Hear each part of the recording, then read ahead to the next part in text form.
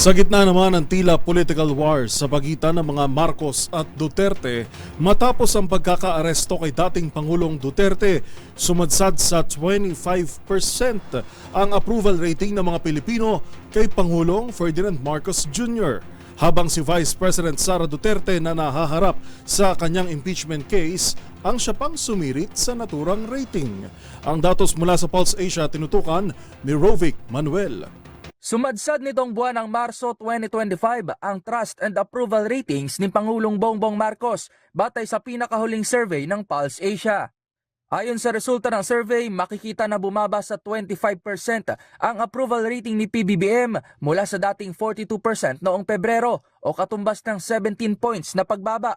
Sa disapproval rating naman o hindi pagsang-ayon sa Pangulo, tumaas ito ng 53% o katumbas ng 21 points.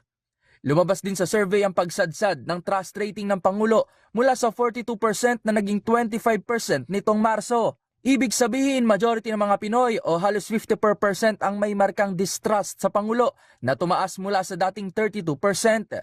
Samantala mula naman sa apat na matataas na opisyal ng gobyerno sa survey, nakakuha naman ng mataas o majority approval rating si Vice President Sara Duterte na may 59% na marka habang 61% naman ang trust rating nito. Ito ay sa kabila ng pagkaka-impeach dito ng Kamara na nakakuha ng higit 200 pirma mula sa mga mambabatas.